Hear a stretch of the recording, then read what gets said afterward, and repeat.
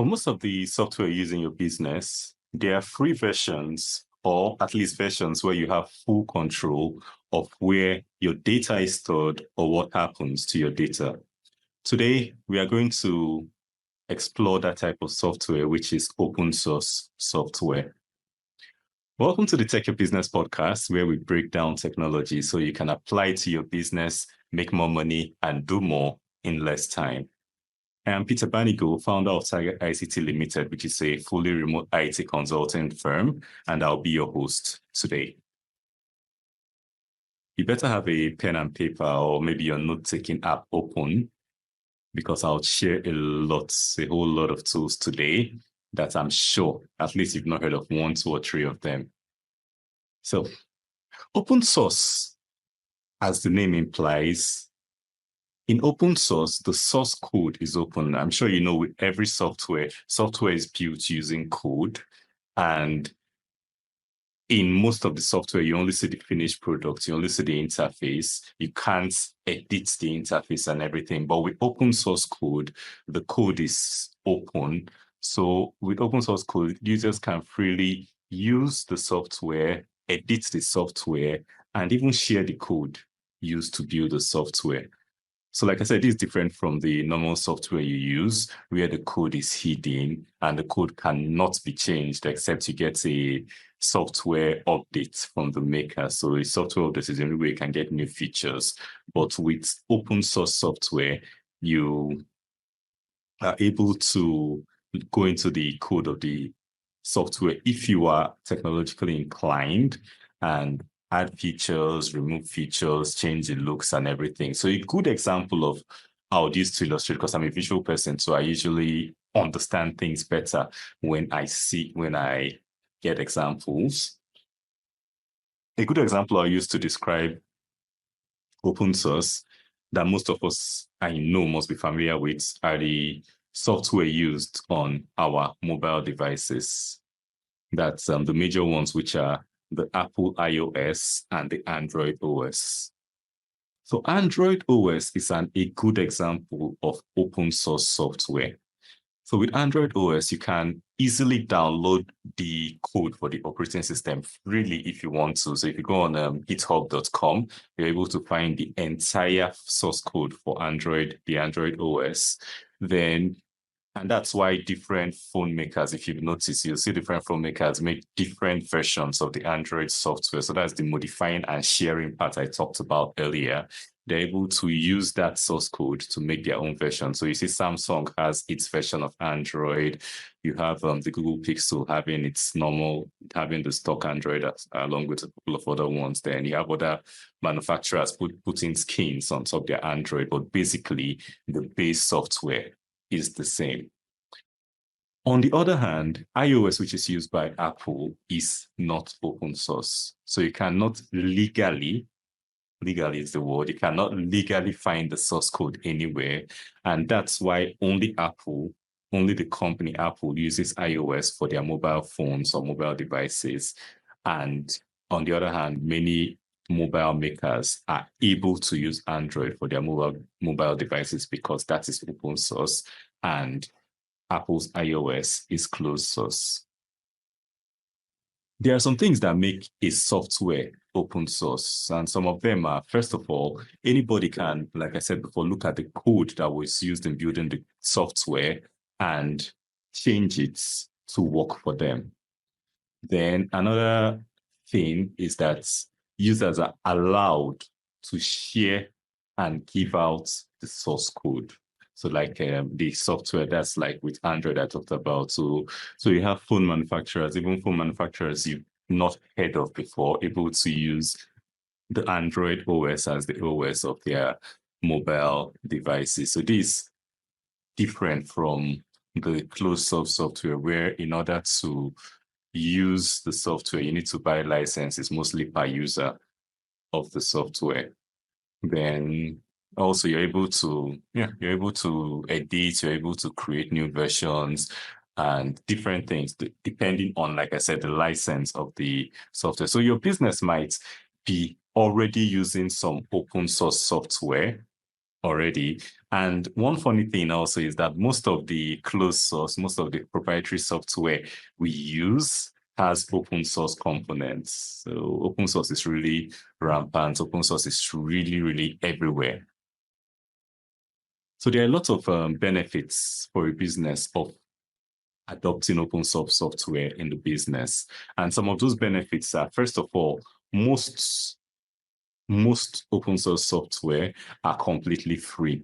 So this saves you a lot of money compared to the alternatives where you end up paying per user per month and things like that. And as we know, licenses creep up. I remember having a guest on this podcast a while ago who said he spends hundreds of thousands of dollars on software licenses. So then another benefit is that since you can view and edit the code, open source can be customized exactly how your business needs it. So it can be customized to perfectly fit the workflow of your business. So you don't have any missing, any quirks or anything. Then also the third benefit is that you have full control over your data. And I think this is really important considering the data privacy laws that have been coming up over time. We have the GDPR, the one from California, all the ones from the USA, the LGPD from Brazil, those all govern how data, customer data, and business data, and everything is handled. So be able to have better control over your data, especially maybe you want to keep your data on premise, or you don't want your data to be on the cloud or in any place where you don't really know what's happening to it. Open source is usually the solution for that because you can install most of the open source software on your own server and know that you're the only one that has the full access to your data.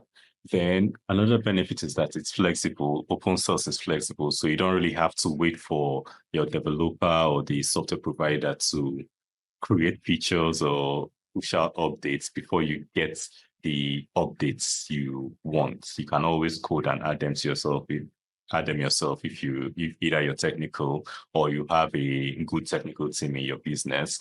Then another thing is that most open source projects have very active communities. So you have a lot of people, mostly volunteers, who are able to provide support, help, updates, and solutions to problems you might encounter when using this open source software.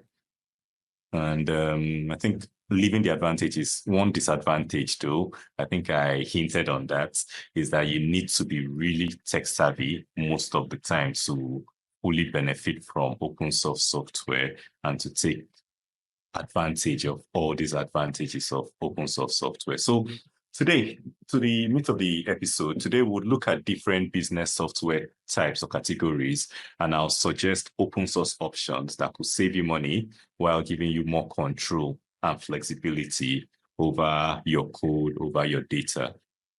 Before we go into the software, let's talk about software licenses. Just touch on licenses because there are a lot of licenses, but just this type of open source software, like all software, usually comes with a license. So like I said, there are a lot of open source licenses, and what they do basically is that they tell the user how the software can be used, how the software can be edited, and how the software can be shared. There are, like I said, a lot of open source licenses, but I'll just touch the top three, or maybe the top three, in my opinion, which are the GPL license, the MIT license, and the Apache license. So first of all, the GPL license. The GPL license, this requires that any changes you make to the original software must also be open source, like the original, and follow the same rules as the original software. So this is meant to allow everybody benefit from any improvements to the original code.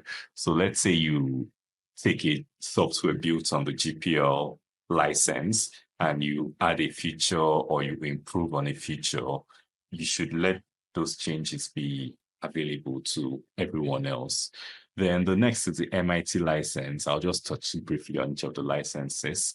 Next is MIT license, which requires a copyright notice, but it doesn't have explicit requirements for the license or attribution notices. Then Apache license covers patent rights. So in the Apache license, it requires contributors to grant a license to any patents they hold that are relevant to the software.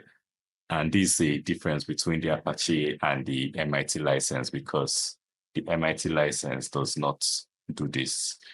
This means that to fully benefit from the open source software, if you decide to adopt open source software in your business, to fully benefit from it, you really need to understand the specific rules for each open source program you use, especially if you would like to change anything about the program. So since most, I say most because there are some open source software which you actually pay for, but since most of the open source software is free, support isn't usually done by the maker or the original programmer of the software.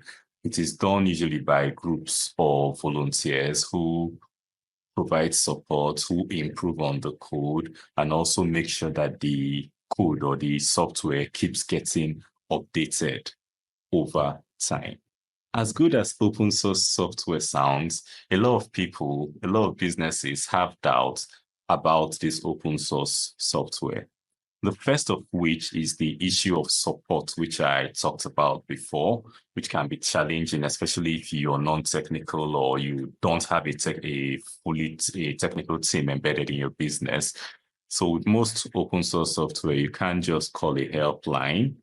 Although with most software these days, you can't even just call a helpline or speak to a human being. So you typically rely on the community forums, you typically rely on the documentation for the software.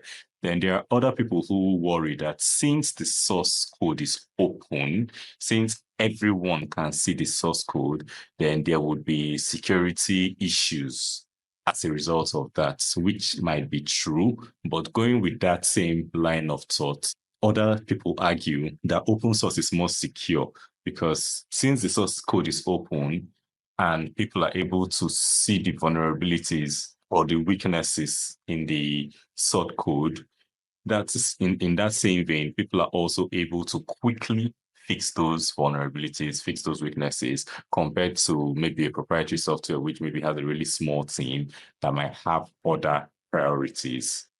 A lot of open source projects also may get abandoned. A lot of open source software actually gets abandoned because, it's free most of the time. I keep saying most of the time because there are some that get paid for. So most of the time it's free, and the creators actually spend a lot of time, and the creators actually have bills. So a lot of the times you have a lot of open source software gets popular, but still gets abandoned. So a lot of people have concerns about this. But on the other hand, first of all, most of the popular software have strong communities. So most of the time when you see this software being abandoned, you will see other people either take over the software and create a new version and continue developing it. Or like I keep saying, if you have a good technical team or you're technical, you can always keep updating, keep improving on the software as long as the license allows you to do this. So to minimize these concerns about open software, you need to look at each of the open source options available to you for which use case you want to use it for. You need to understand the license it comes with. You need to see how active the support, how active the community for that software is before you adapt it in your business, because like we all know, trying to change software is usually a nightmare. It's usually a thing most businesses would want to avoid. So now I'll be going straight into what I'm sure you've been waiting for. So I'll go over different business categories. I'll mention the popular software options in use in these different categories, and then I would give the open source alternative. So you're going to hear a lot of things you've, like I said, probably never heard of before. So the software categories I would share in this episode are, first of all, the Office suites, then the CRM or customer relationship management software, project management software, accounting software, content management systems, scheduling and calendar software. Then you have the workflow automation software, then analytics and user feedback software, as well as LLMs. I know we can't leave LLMs out with AI being everywhere these days. Now that I've listed this, let's go right in and break them down, starting with what I am sure most businesses use, which is the Office suite. The Office suite basically is the type of software used in typing and formatting your documents, in handling, creating spreadsheets, in making presentations, and definitely and generally things like that. So since I've mentioned that, I'm sure you know the usual suspects. Most businesses use Microsoft's Office suite, which has Microsoft Word, Excel, PowerPoint. And a lot of businesses these days are starting to use Google's alternative, Google Workspace, which has Docs, Sheets, and the rest. It's quickly gaining traction, especially with businesses who subscribe to the Google Workspace products. These options I just mentioned, though, are not open source, which is why you always have to buy a license or to pay for a subscription to fully use them. I know there are free versions, but once you want to use them fully, you have to pay for a license, you have to pay for a subscription. There's no way you can edit, change how they work through the code. So they are not open source. So for the Office suite, there are a lot of open source alternatives. So I'll just mention a few. The most popular open source Office suite software is LibreOffice. So that's LIBRE Office. This software is completely free and it provides applications for document creation and formatting, which is the writer.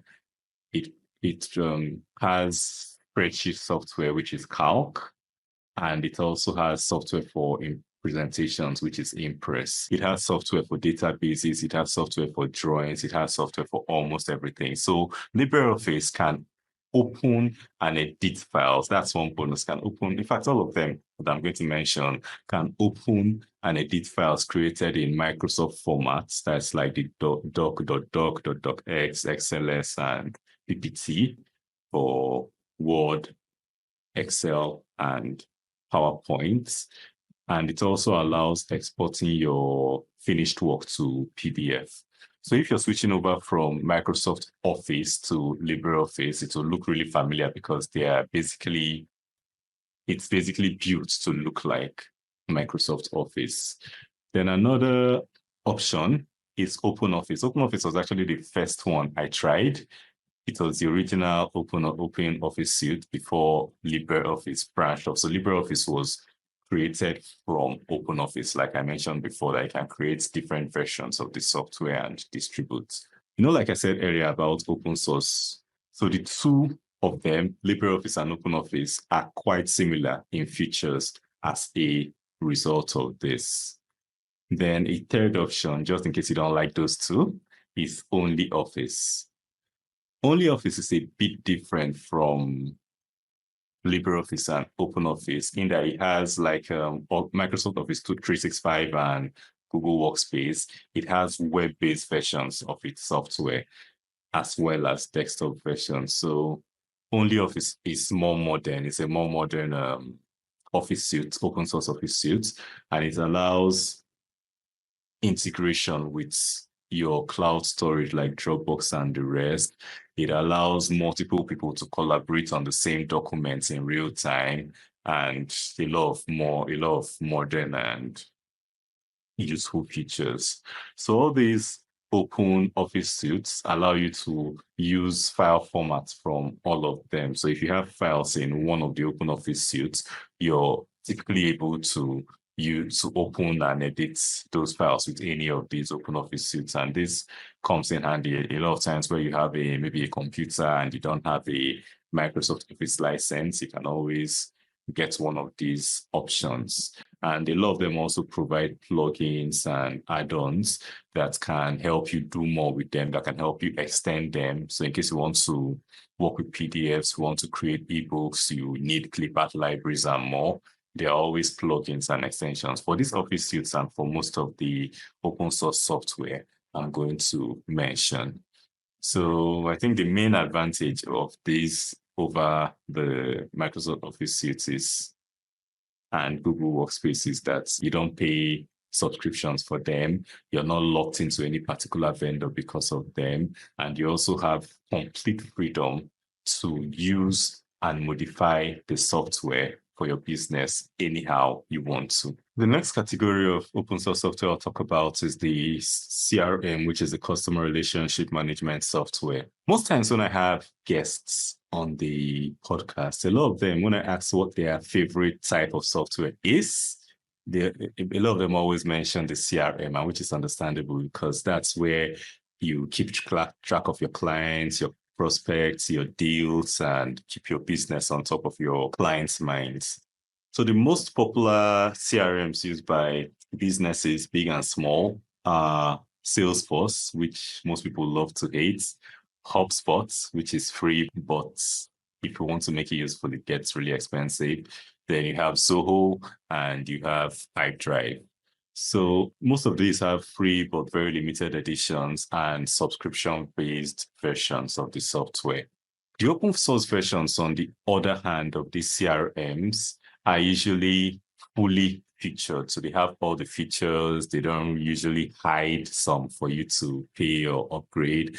And most of them can be downloaded and installed on your own web hosting or your own server. Some great options for open source CRMs, which I'm going to explore today, are Suite CRM, Odoo CRM, however that's pronounced, and vTiger CRM. Suite CRM is a version, like I mentioned before, there are some open source software that gets abandoned. So one of them was Sugar CRM.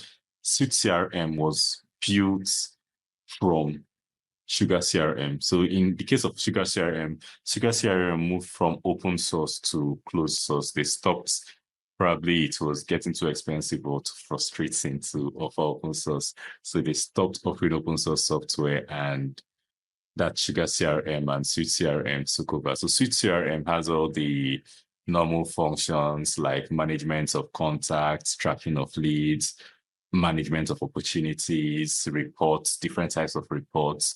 And it's also, in addition, highly customizable through different modules that you can install and integrate with, can also integrate with different third-party apps.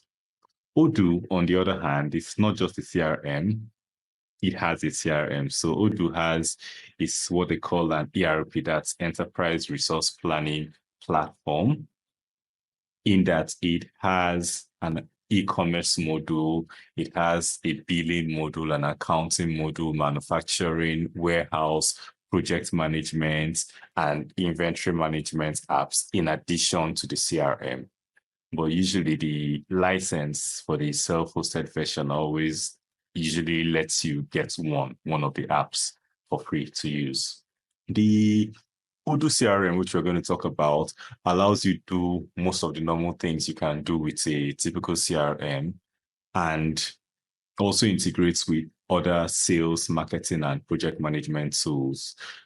Since it's open source, you can easily edit the source code. You can build custom workflows if you want with the CRM. And the last option, which I'll talk about for the CRMs, is the vTiger CRM.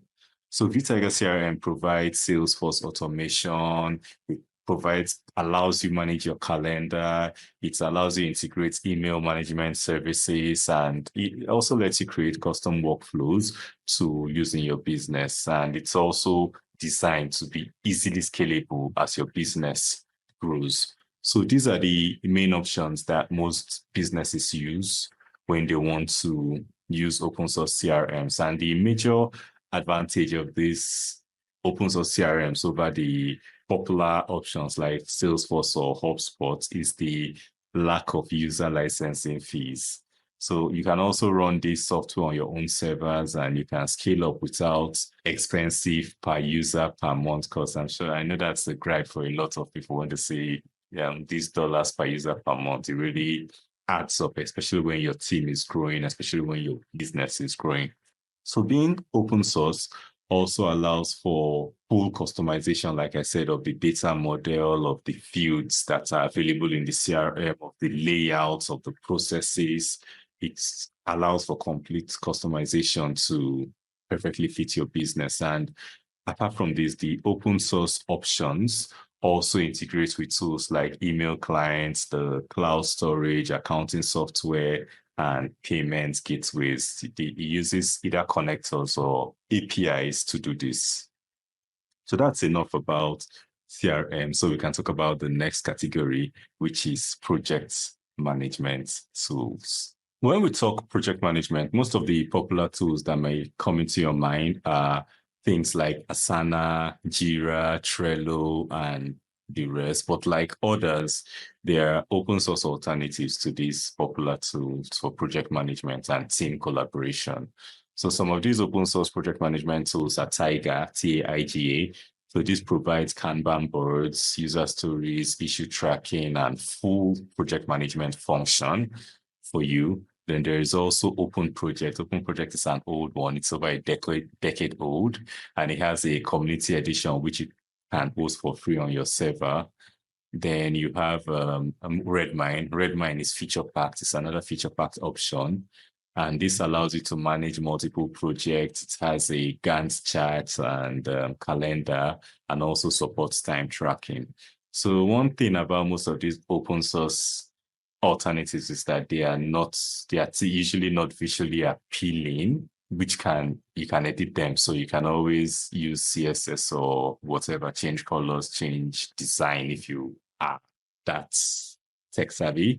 But at the end of the day, most of them work for the purpose they are built for.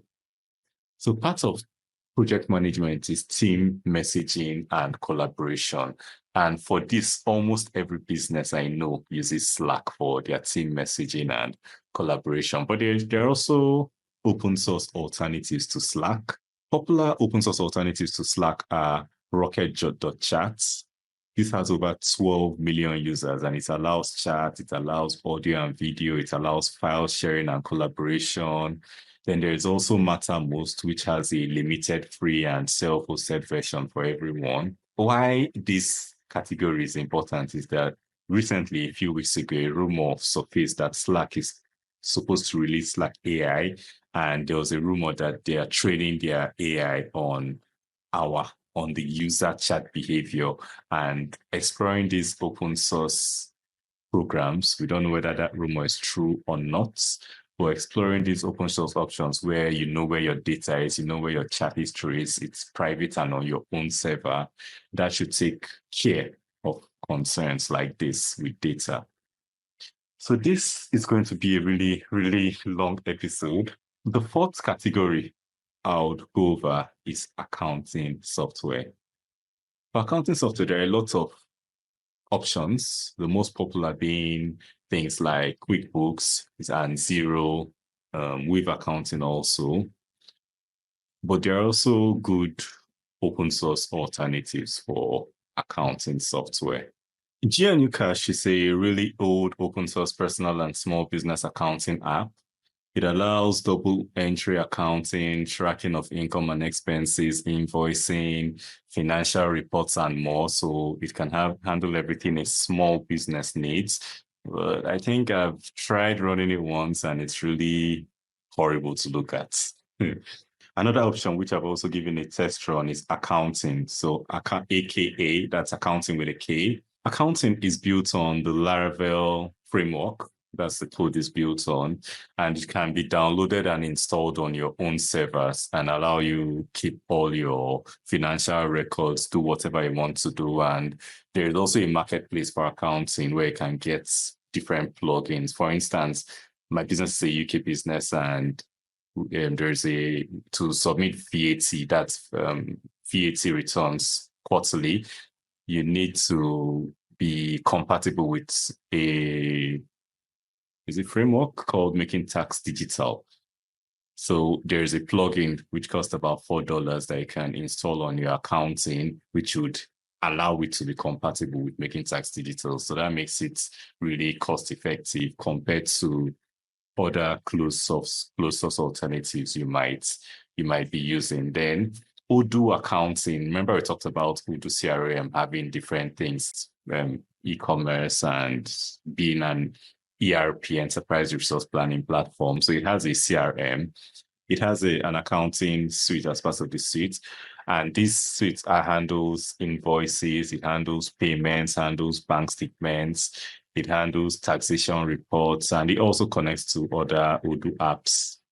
So these are the open source options that allow you to run your business accounting, where you can do your invoicing, you can do your expense tracking, you can do your financial reporting, you can do your tax management, all things that you would have done with the paid software mentioned earlier. But the difference is that in this case, you don't have licensing fees and you can customize everything and also integrate whatever you need where necessary. So from the four I mentioned, or the three I mentioned, GNU Cash and accounting are great for small businesses, while Odoo accounting is better for larger enterprises. So through with the accounting, let's talk about content management systems, CMS or website builders. For building websites, a lot of you must be familiar with options like Wix, like Squarespace, and the website builders, which come typically with your hosting companies. But apart from this, the most popular, the most used CMS that's in the world currently, which I'm sure you're familiar with or you must have heard of if you have a website, is WordPress, which is open source. So there are two versions of WordPress. There's WordPress.com and WordPress.org. WordPress.org is the open source version, which you can edit, modify as you want, and host on your own server. So WordPress powers over 40% of the websites globally. And it also allows you to build websites easily. It allows you to blog. It allows you to sell online through the WooCommerce. So there are different plugins that allow you to do different things with WordPress. You can sell online using the WooCommerce plugin as against using Shopify, something like Shopify.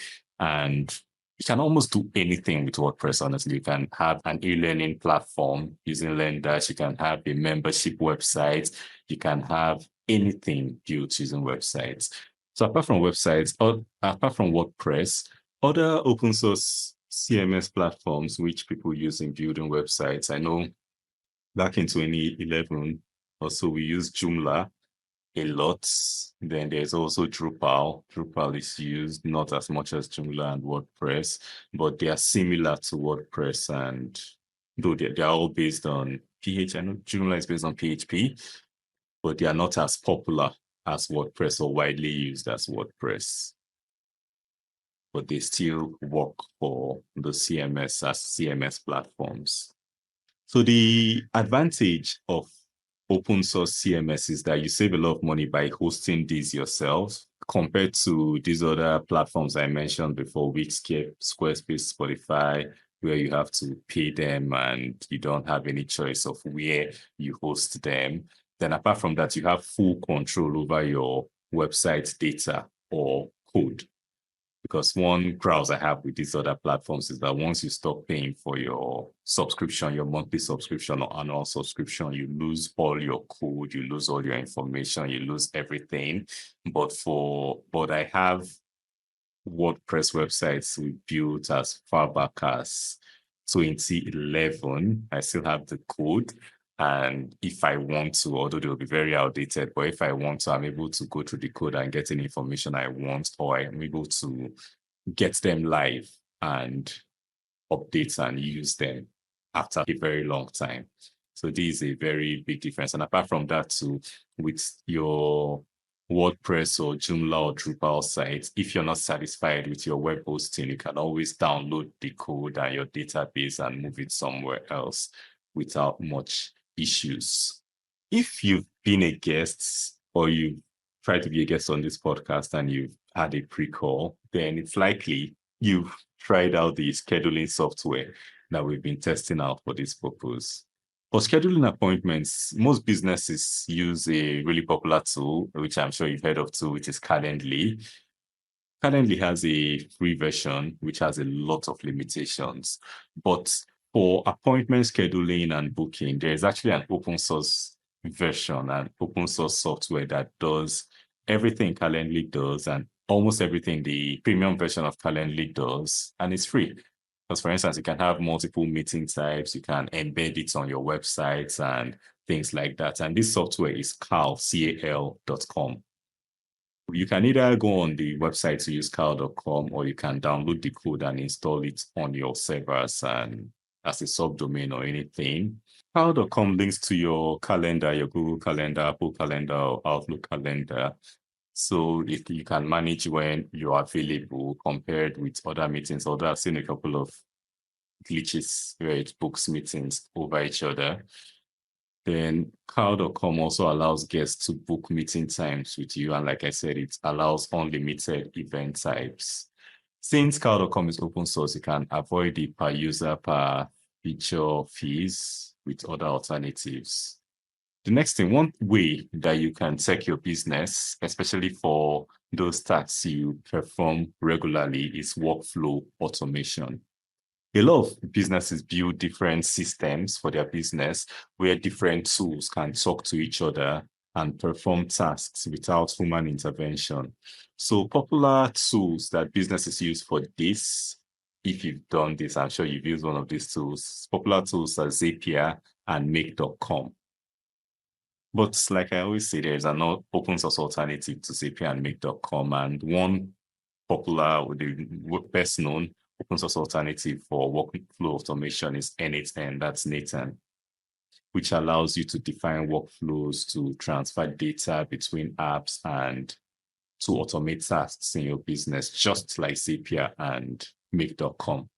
With Nathan, you can build custom workflows, you can connect apps through APIs or nodes that you built previously, and you can also run automations on your own servers. So there is no fear of third parties viewing or snooping on your data.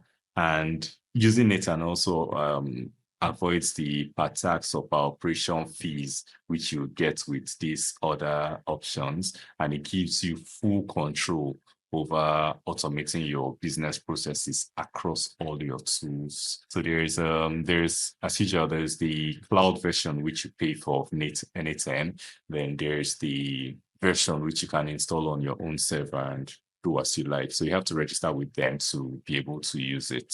The next thing I'll talk about is website analytics. I love data a lot. I think I've talked about data, numbers, and all that a lot of times. And when using your website, it's important to know who the numbers, to know how many people are coming on the website, what devices are using, how long they are staying on the website, the bounce rates, where they are coming from, things like that. And when we talk about all these, the most popular tool we use for analytics, website analytics, is Google Analytics. With Google Analytics, though, there is usually an issue, especially with as I keep mentioning, the data privacy laws. A lot of people are concerned where their analytics data is hosted. A lot of people are concerned how much power over their data Google has. And a lot of people are concerned about how intrusive the company is with the amount of data it has. So there's a popular open source alternative to Google Analytics. It's even used by the European Union. A version of it is used by the European Union on their websites to show how widely accepted it is. It's gaining a lot of traction among a lot of people, and that is Matomo. I think I first heard of it from a guest on this podcast. So Matomo, what Matomo does, Matomo is an open source web analytics platform that has practically all the features of Google Analytics, but an advantage of it is that you have control over where you keep your data, and it's easy to use. It has plugins for the popular WordPress and the rest. And one big bonus that comes with Matomo is that it has a Google Analytics import tool. So you can easily move from Google Analytics to Matomo without much stress. You just connect your accounts and put in your data and continue like nothing happened. So we can't end this section without talking about AI chatbots because AI is everywhere. I think a lot of us have heard AI so much we are drowning in it. So if you use AI chatbots, AI tools like ChatGPT and Claude, what they are based on, what they work on is what is called a large language model or an LLM. These LLM are like their software, super intelligence language software that is built to, that's large language. It has a lot of content, a lot of conversations, a lot of books, articles, materials. So it's able to take everything and from all the content predict the best answer or the most logical, I think I'll use that, the most logical answer to any query it's given. So that's how these LLMs work. So most of the AI companies, the big AI companies like OpenAI and Anthropic have their own paid LLMs that power their AI assistants. However, there is an open source LLM that you can use if you're concerned about where your chats with ChatGPT are going to and if anyone's snooping on them. And Meta, that's the owners of Facebook and Instagram, they created their own LLM, which is called Llama. That's LLAMA. The current version is Llama 3. So if you could, you can use Llama 3 to build your own AI applications, especially if you're concerned about where your data goes when you use those other public models. You can host Llama 3 on your own server, either on the cloud or in your office. It's that this thing. And if you would like to use the LLM, the language model like ChatGPT, you want that interface where you can chat. You can either create your own with code, or you can go to Meta AI, that's meta.ai, and use it freely. So that's about the different categories. We've talked about all the different categories and the options available. So we've talked about the Office suites, where we talked about LibreOffice, OpenOffice, and OnlyOffice. We've talked about the CRM software, where we talked about things like the vTiger CRM. We talked about Suite CRM. We talked about project management software like Tiger and Open Project. We talked about accounting software like Accounting, GNU Cash, and Odoo Accounting. Then we've talked about the CMS, where we talked about WordPress, Joomla, Drupal. There are others too. We've talked about the scheduling and calendar software, where we mentioned Cal.com. We talked about workflow automation, which is Nathan. Then we also talked about analytics, the replacement for Google Analytics, which is Matomo, and the open source LLM, which is Llama 3 from Meta. So talking about what you need to consider when thinking about open source software you want to use for your business, there are some factors that you have to consider. The first of which is the features. You need to know that the option that you want to choose has all the core features, it has all the capabilities you need. So you need to compare these features it has against the proprietary, what you already use, or the proprietary alternatives to see if you get what you want for your business. You need to, like I said, all the open source software, most of them have communities that support them. So you need to check out the communities, check out how strong the communities are, how supportive, how active, how responsive the communities are. So because if the option you're choosing has a strong community, this indicates that you're going to get better support and it's going to get more updates and ongoing development. Another thing you have to look for is scalability, because over time your business is going to grow. So you should be able to know that as your business grows, you're able to grow with this software rather than having to change it when you get to a particular size where it will be more difficult to make any changes. So you need to evaluate, find from other users how well the software handles increased usage and complexity.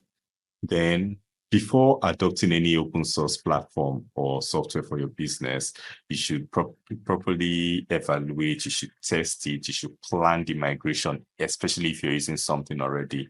You should plan the migration. You shouldn't just jump up and roll out what you're using and replace it, because most of the time it either ends up in disaster, it ends up in you going back to what you were using before, because there was no plan on how to get into the new software. So when you're adopting open source software, you should look at starting with lower risk areas of your business, gain experience with the software, gain confidence with the software before transitioning using open source in more critical aspects of your business. So with the lower risk areas, you'll be able to figure out how to do the modifications, how to get support from the communities and things like that. So you know whether open source is something you want to adopt or not.